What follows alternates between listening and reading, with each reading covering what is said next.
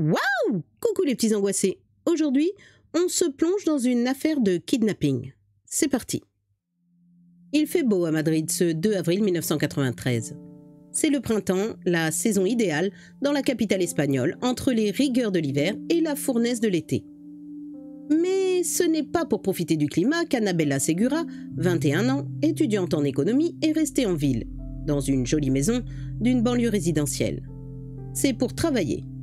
Ses parents et sa jeune sœur sont partis en vacances de Pâques à Marbella, sur la Costa del Sol, et elle a préféré réviser ses leçons. Elle a un examen important à la rentrée et elle ne veut pas le rater. Par malheur pour elle, Annabella est une jeune fille sérieuse. À quoi pense-t-elle en cette matinée du 2 avril? À la chance qui est la sienne? Peut-être. Son père, José, est un directeur commercial d'une très grande entreprise. Sa mère, Sigrid, sans profession, est d'origine allemande. C'est à elle qu'elle doit un type nordique très rare en Espagne. Grande, blonde, aux yeux bleus, son physique lui vaut un succès fou auprès des garçons. Et elle pourrait accumuler les aventures si elle le voulait. Comme en plus elle est très douée intellectuellement, on conçoit que tout semble lui sourire. Il est 11h et après avoir révisé 3 heures d'affilée, Annabella Segura décide de s'accorder un peu de détente. Elle descend dans le jardin pour faire son jogging avec son Walkman sur les oreilles.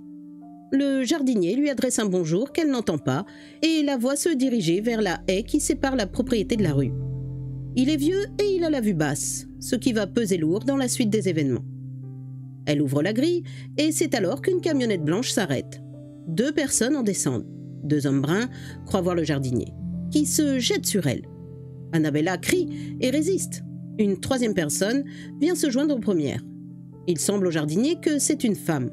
Cette fois, Annabella est embarquée dans la camionnette. Le jardinier court aussi vite que lui permettent ses jambes, mais quand il arrive, il n'y a plus rien. Seul le Walkman abandonné par terre lui prouve qu'il n'a pas rêvé. Il va prévenir la police. Le soir même, les Segura sont de retour de Marbella. José Segura est bouleversé, mais incrédule. Il est aisé, pas milliardaire. Il y a beaucoup plus riche que lui, ne serait-ce que dans la rue où il habite.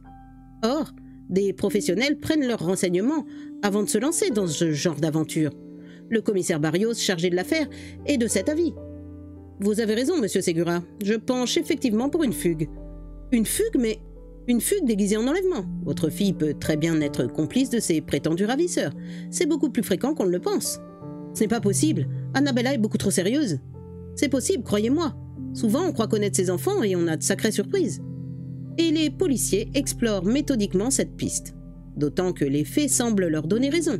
Les heures, les jours passent sans qu'il n'y ait de demande de rançon. Annabella Segura semble bien s'être enfuie avec le garçon de son cœur, même si cette mise en scène ne concorde pas avec ce qu'on sait de sa personnalité. Seulement voilà, les recherches menées dans son université pour trouver 2 garçons et une fille, si on se fie au témoignage du jardinier, ne donnent rien.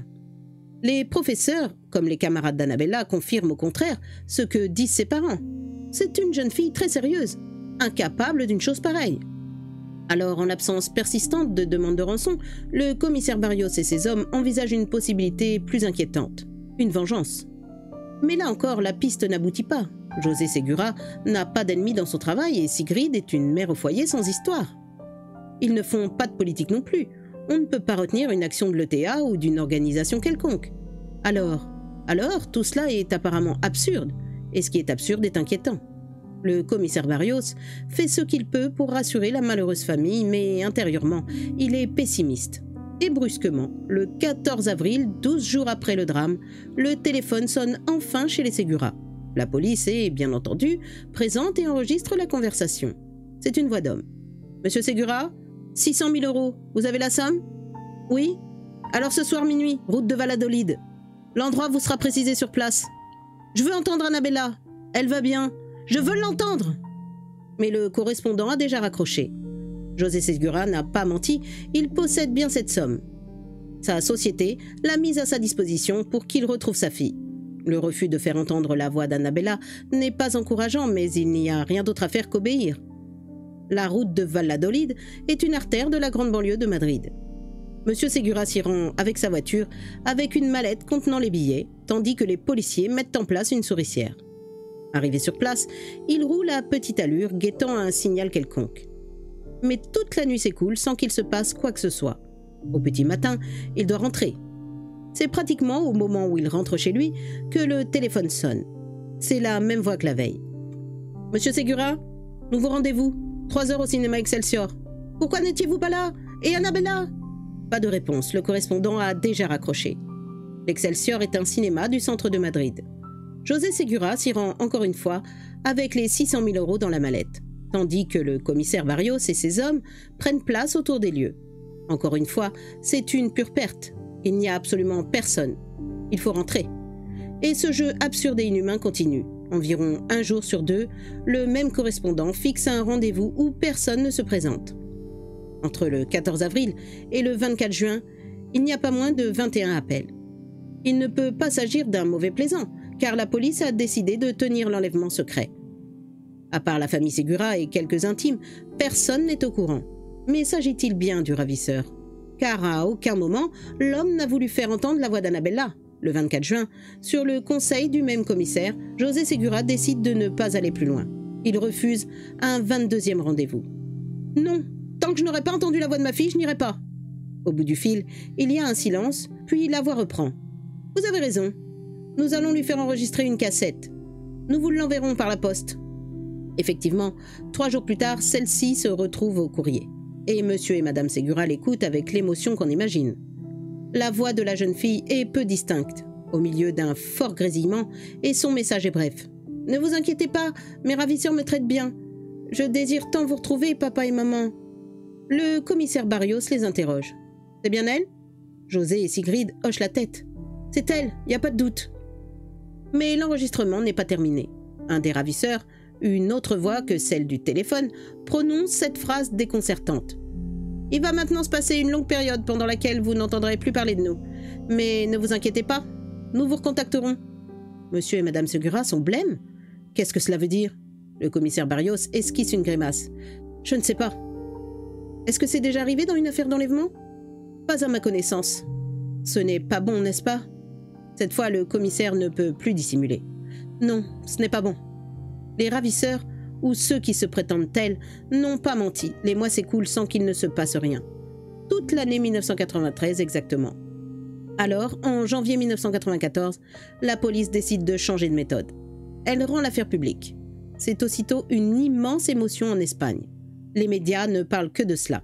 Le calvaire de la malheureuse famille Segura, persécutée par ces faux rendez-vous, suivis de ce silence, bouleverse le pays. Les messages de sympathie arrivent par dizaines de milliers au domicile d'Annabella. De multiples émissions de télévision sont consacrées à l'affaire, avec des appels à témoins. Malheureusement, le signalement dont on dispose n'est guère précis. Le jardinier pense avoir vu 2 hommes et une femme, jeunes, mais il n'en est pas sûr.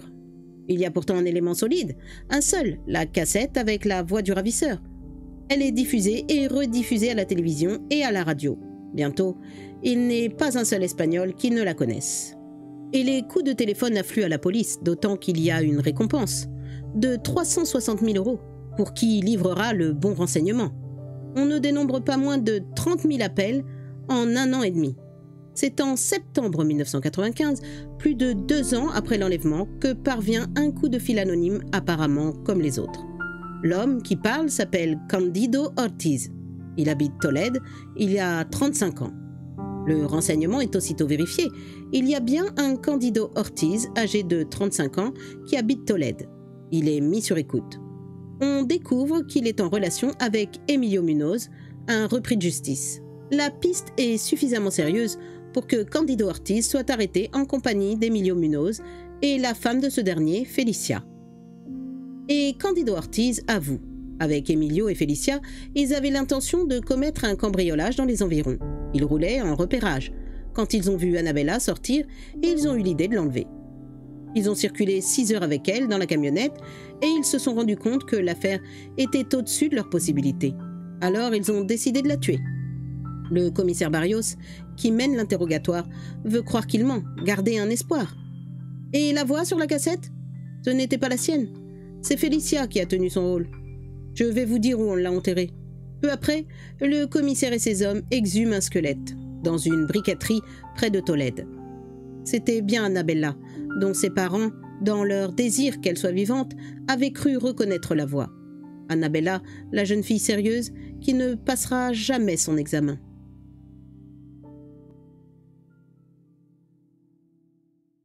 Voilà les petits angoissés, c'est la fin de cette histoire. Le hasard n'aura pas bien fait les choses en cette année 1993.